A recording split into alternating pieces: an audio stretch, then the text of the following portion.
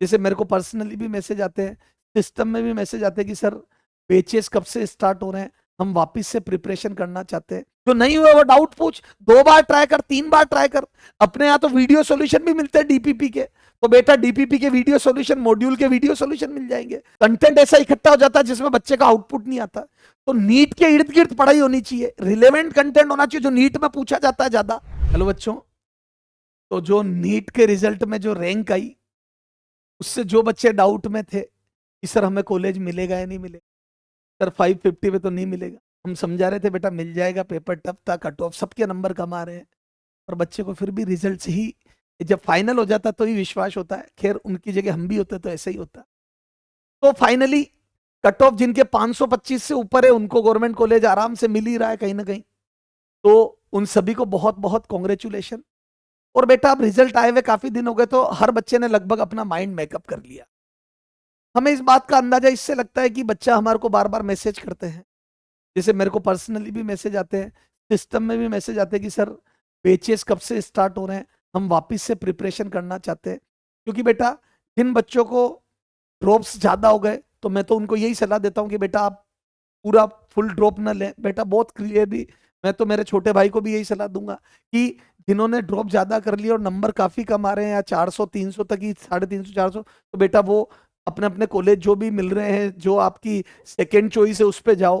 ज्यादा आप government MBBS के चक्करों में अपना टाइम वेस्ट मत करते जाओ, है ना। जिंदगी और साल बहुत महत्वपूर्ण है बेटा। तो वहां से पार्शियल ड्रॉप ले लो, आजकल तो ऑनलाइन की भी बहुत सुविधा है, तो वो पार्शियल ड्रॉप पे जाए।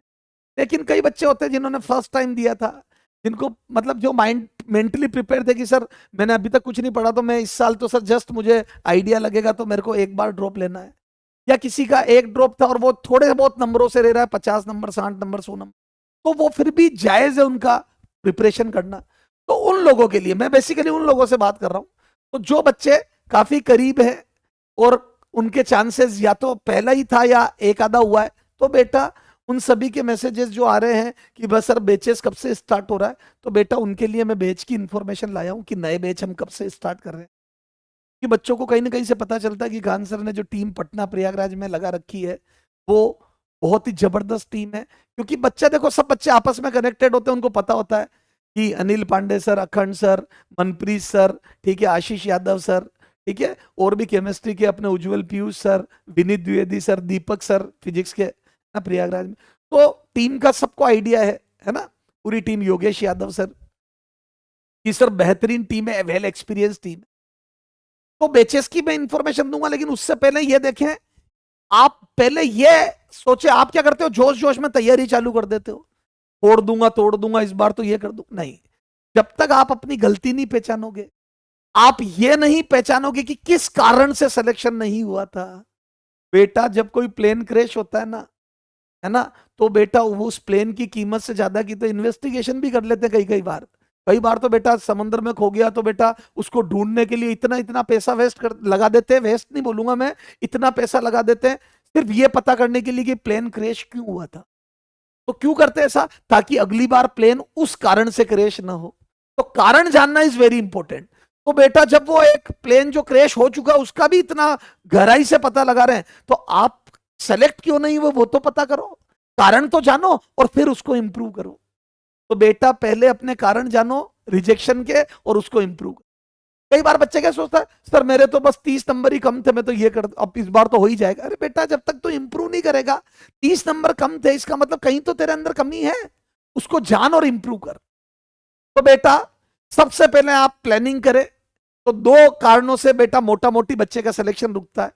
उसमें से एक बच्चा खुद जिम्मेदार होता है, तो 2 जिम्मेदार लोग होते हैं, एक बच्चा खुद जिसने कुछ ना कुछ कमी रखी होती है अपनी प्रिपरेशन में, और दूसरा कई बार बेटा सिस्टम की कुछ कमियों की वजह से भी बच्चे को नुकसान उठाना पड़ता है। सर ये सिस्टम की कमी वाली बात, बेटा मैंने अभी रिसेंटली एक बच्चे से बात करी, वो बच्चा बड़ा जबरदस्त था, उसके 570 के करीब मार्क्स थे। उसने मेरे को एक बात बताई कि सर मेरा एक क्वेश्चन ऐसा गलत हुआ जो मेरे को टीचर ने बताया, मैंने वही टिक करा, लेकिन सर वो आंसर कुछ और था नीट में, तब पता चला कि सर हमें बात ही गलत पढ़ाई गई। अब ये टीचर के इन एक्सपीरियंस होने से बच्चे को खामियाजा भुगतना।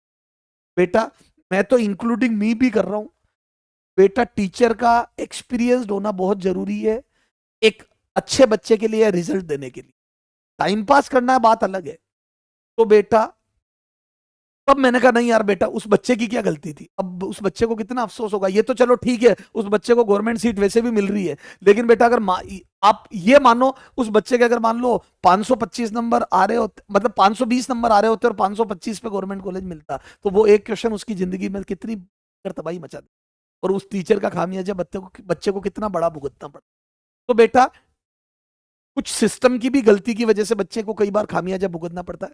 तो अब अपन बेटा सबसे पहले ये पता लगाओ आपने क्या गलतियां करी, वो आप सुधारो, और सिस्टम में क्या गलतियां हुई उसके लिए आप इंप्रूव्ड सिस्टम फॉलो करो, है ना। या तो सिस्टम से कमिटमेंट लो या फिर सिस्टम चेंज करो। बेटा मैं बहुत क्लियर बता रहा हूं। तो बेटा आपकी गलतियां मैं बता देता हूं। Students mistake, general students in general students mistakes, जाने अनजाने जो स्टूडेंट्स मिस्टेक करते, बेटा इनमें से कई मिस्टेक आपने भी की होगी अगर आप ड्रॉप करना चाहते हो तो। एक तो रेगुलर क्लास अटेंड नहीं करना, नहीं करना, एक करना मिस्टेक नहीं है, नहीं करना। सर मैं क्लास तो करता था, रेगुलर क्वेश्चन प्रैक्टिस करें, सर नहीं करी, रेगुलर क्वेश्चन प्रैक्टिस नहीं करना। ये स्टूडेंट की मिस्टेक रहती है। इनमें से कोई ना कोई कारण आप क्या, सर मेरा वो टॉपिक बैकलॉग इकट्ठा करना, बैकलॉग इकट्ठा करना, एक और है बैकलॉग इकट्ठा करना। तो बेटा सेलेक्ट नहीं होने वालों की निशानियां बैकलॉग इकट्ठा करना बार बार, अनजाने में गलती से लेट ज्वाइन इकट्ठा करना, ये बेटा मेजर रीजन है। तो बेटा ये सब डेंजरस रीजन है। सर मैं टेस्ट, सर रेगुलर क्लास भी अटेंड करता था, सर मैं क्वेश्चन प्रैक्टिस भी करता था, पर टेस्ट नहीं देता था, रेगुलर टेस्ट नहीं देना, ये सब रीजन है। तो बेटा आपने इनमें से देख लो जो गलती करी उसको सुधारो। कई बार बेटा हम क्लास अटेंड, बेटा कई बार टॉपिक टफ भी होते हैं, कई बार टॉपिक ऐसा होता है जो टीचर को लगता है इरिटेटिंग, कई बार बच्चे के लिए टफ होता है कि सर मेरे को ये कम समझ आता है। तो बेटा पेशेंस से क्लास रेगुलर अटेंड करो। जब रोड पे चलते तो गड्ढे भी आते हैं, कई बार रोड टूटी फूटी भी मिलती है, और कई बार रोड स्मूथ बिल्कुल चौड़ी 4 लेन भी मिलती है। तो जब गड्ढे आए तो गाड़ियों को साइड से धीरे से निकालो, उस समय पेशेंस रखो। जब कभी तकलीफ आती किसी टॉपिक में तो उसमें धीरे धीरे छोटे छोटे हल्के हल्के क्वेश्चन करके कॉन्फिडेंस बढ़ाओ, है ना, उसमें थोड़ा सा पेशेंस रखो, है ना, बिल्कुल एकदम से उतावले मत हो जाओ। और जब आपके फेवरेट टॉपिक आते हैं उस समय गाड़ी की रफ्तार तेज रखो, उस समय धमाधम बहुत ज्यादा कंटेंट इकट्ठा मतलब वो कर लो, कवर कर लो। तो बेटा आपको अपनी गाड़ी को तरीके से चलानी पड़ेगी पूरे साल। ऐसा नहीं है कोई चीज आपको इरिटेट कर रही है, कई बार टफ चीजें चल रही है तो क्लास ही छोड़ दो कि सर समझ में कम आ रहा है। अरे बेटा बैठेगा तभी तो एहसास होगा और इंप्रूव करेगा। ठीक है, क्वेश्चन प्रैक्टिस रेगुलर करें। कई बार 4 क्वेश्चन नहीं हुए तो छोड़ के, अरे बेटा नहीं हुए तो अगला कर, जो नहीं हुए वो डाउट पूछ, 2 बार ट्राई कर, 3 बार ट्राई कर। अपने यहाँ तो वीडियो सॉल्यूशन भी मिलते हैं डीपीपी के, तो बेटा डीपीपी के वीडियो सॉल्यूशन, मॉड्यूल के वीडियो सॉल्यूशन मिल जाएंगे, पर पहले तू ट्राई कर। ये बेटा एक तरीके से ड्रॉप नेगेटिव पॉइंट भी हो जाता है, वीडियो सॉल्यूशन दे देते तो बच्चा खुद का दिमाग ही नहीं चलाता, फिर इस बार जो पेपर आया उसमें बेटा बच्चे को सोचना ही नहीं आता। यस सर, है ना, ठीक है। अब अच्छा, टेस्ट रेगुलर देके उसका एनालिसिस करे। बेटा टेस्ट दे देने से कुछ नहीं होता, वो तो हमारा काम खत्म हुआ। तू एनालाइज कर कितने नंबर आए, कितने नंबर ला सकता था, कटे तो क्यों कटे, जो मार्क्स कटे उसका कारण, जो बेटा 180 में से 150 का पेपर आता था 30 का नहीं आता था तो कारण। बेटा टेस्ट का एनालिसिस करो, जो नहीं आता था उसका कारण क्या है, जो नहीं आता था उसका कारण, उसका कारण जानो। ठीक है, कारण जानो। जो मार्क्स कटे उसका कारण जानो। बेटा मार्क्स क्यों कटे उसका कारण जानो, उसका कारण, सिली मिस्टेक का कारण।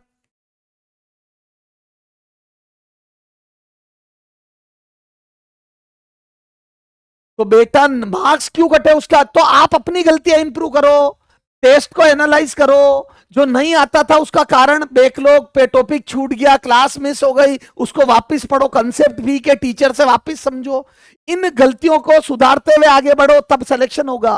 No improvement no change in result. अगर आप अपने आप को नहीं सुधारोगे रिजल्ट नहीं सुधरेगा। ठीक है, बैकलॉग इकट्ठा मत होने दो, इकट्ठा मत करो, इकट्ठा मत करो, करना मत करें, तो इकट्ठा मत करो। अब सिस्टम की गलतियां कहां कहां रही है कि अब कई बच्चों के बेचारों के रिजेक्शन का कारण सिस्टम भी बन जाता। कैसे? इररिलेवेंट कंटेंट पढ़ाया, इतना कंटेंट, इतनी कॉपियां इकट्ठी हो गई सर, फिजिक्स में रिवीजन ही नहीं हुआ, इकट्ठा होने से रिवीजन में दिक्कत आ गई।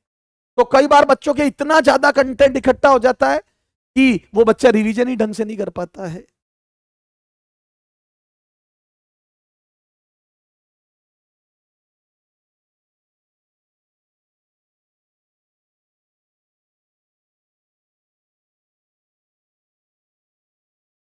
तो बेटा कंटेंट इकट्ठा होने से दिक्कत हो जाती है, इरिलेवेंट। सर हमारे को इनएक्सपीरियंस टीचर मिल गए, तो उससे सर वही वाली बात, कुछ चीज गलत बता दी।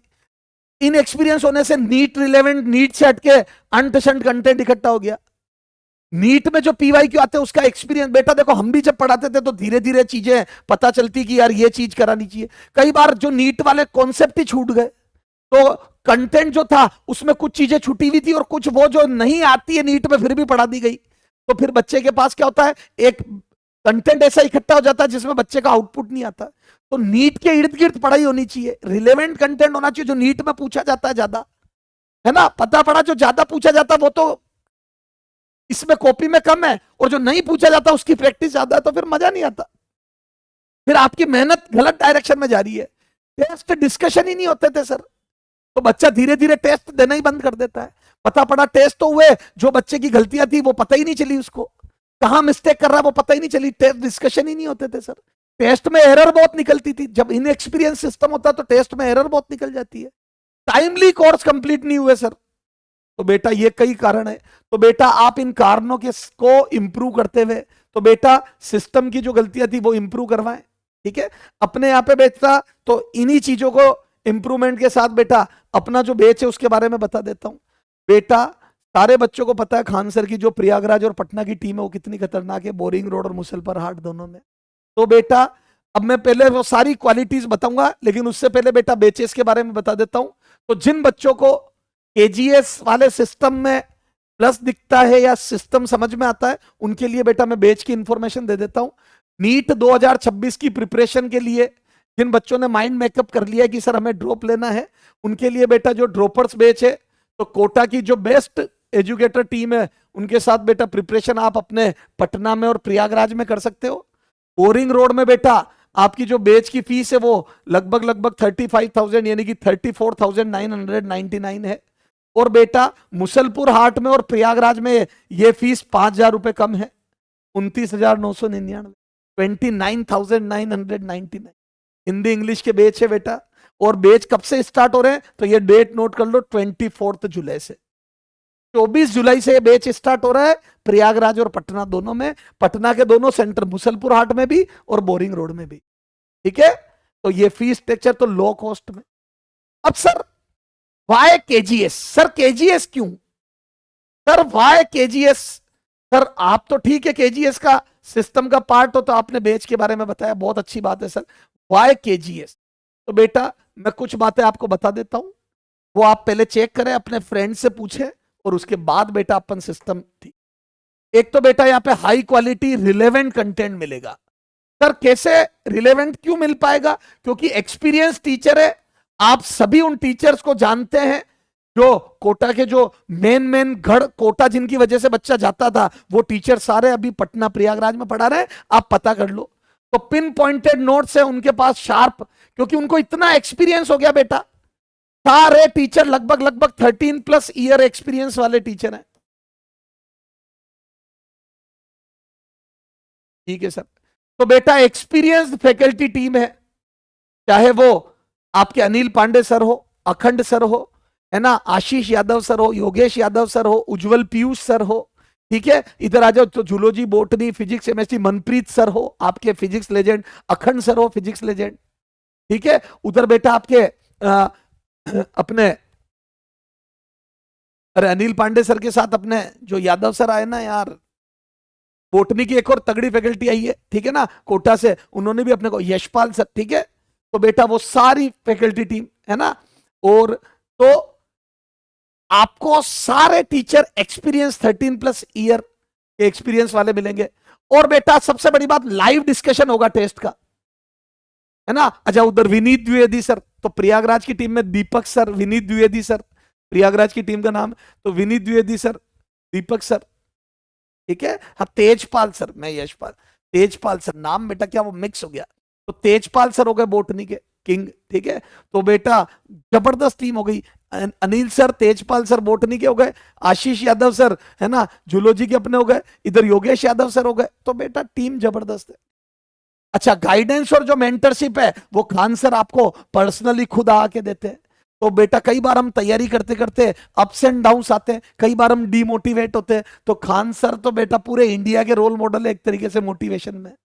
तो बेटा आपको वो आदमी साक्षात दर्शन देते हैं क्लासों में, तो बेटा खान सर से आपको मेंटरशिप मिलती है ना। वो क्लियरली बताते हैं कि बेटा पूरा 100% नहीं पढ़ना होता है, एग्जाम में 20% 30% सिलेबस पूछा जाता है, उसको ढंग से रिवाइज करो, पढ़ो आप, ठीक है, पर बेटा 100 में से 30% जो काम का होता है उसको निचोड़ के। तो बेटा उनकी बातों में ही बड़ा जबरदस्त मोटिवेशन होता है। और सबसे बड़ी बात, लो कॉस्ट। तो कई बार बेटा हम नारे तैयारी करते करते पेरेंट्स इतने परेशान हो जाते हैं फीस भरते भरते कि वो बोल देते हैं कि बेटा तू अब रहने दे, अपने आप कर ले। तो बेटा लो कॉस्ट में अपने को ये बेचेज मिल रही, तो बेटा आपको पूरी जबरदस्त एक्सपीरियंस टीम मिल रही है। आप बेटा, आपको टीम में कोई भी दिक्कत हो तो आप बेटा सर्च करके चैट जीपीटी से पूछ लो कि हु इज बेटा तेजपाल सर, हु इज अखंड sir, who is Anil Yadav sir, who is Yogesh Yadav sir, who is Ashish Yadav sir, पूरी याद तो ठीक है। आप जाके चैट जीपीटी से मनप्रीत सर पर पूछो, वो आपको बता देगा चैट जीपीटी, बेटा तू एक चाटे का निशान आएगा, बेटा तू नहीं जानता इनको, ठीक है सर। तो बेटा ये पूरा अपने टीम के बारे में मैंने बता दिया। और बेटा सर आप खुद भी बिल्कुल मेंटरशिप प्रोग्राम में बेटा मैं भी आपको मिलूंगा, और कुछ टॉपिक बेटा वहां आके मैं भी लूंगा, जैसे मॉडर्न फिजिक्स वगैरह। तो बेटा खान सर एंड थोड़ा बहुत एमए सर भी, ठीक है।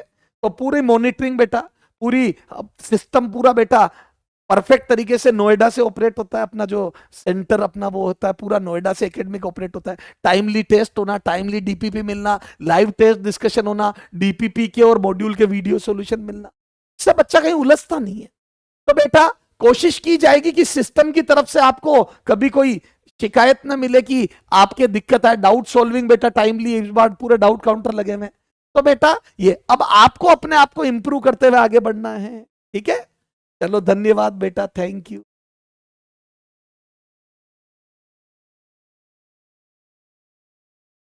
ठीक है, तो बेटा पूरी प्लानिंग से अपनी प्रिपरेशन स्टार्ट करें। Bye bye, love you all.